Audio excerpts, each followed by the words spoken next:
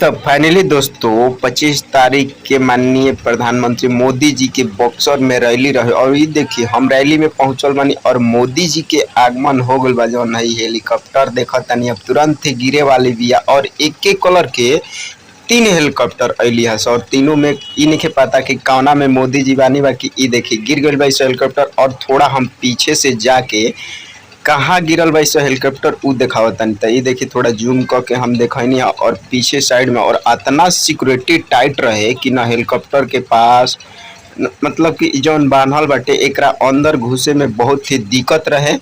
लेकिन फिर भी हम थोड़ा बाहर से दिखावे के केवल कैप्चर कैले बानी और कुछ दिखावतानी त ई देखी पीछे से जाके हम हेलीकॉप्टर के थोड़ा सीन कवर कैनी है और ओकरा बाद चले तनी रैली में ले चलतनी। तो ई देखी अतना जनसलाब अतना भीड़ जुटा रहे लगभग अतना धूप रहे कि लोग जितना भी भीतर अंदर आदमी रहे ई बांस से जौन घेरल बा ओ में से आदमी भागत रहे पानी के बिना। इतना ना धूप रहे कि पानी बिना आदमी बाहर भागत आने यही तरह। और मोदी जी के कुछ देखला के बाद एकदम और बहुत देरी रैली में रुकला के बाद इतना जोर से धूप लागल हटे तो हम थोड़ा आगे से वीडियो बना लेनी है और प्यास से तो जान जाता है भाई इतना पानी के और इतना धूपे रहा है कि कितना लोग तो हम लोग के गश्ती आगुला चक्कर आगुला। और रैली में लगभग लागत कि 5-7 लाख आदमी जुटल बाड़े बक्सर में और गाड़ी के तो पूछबे मत करी इतना भीड़ और पानी खातिर आदमी तरस जाता है। और ग्राउंड के बहरी चारों तरफ केवल गाड़ी गाड़ी और पब्लिक लौकताने। बाकी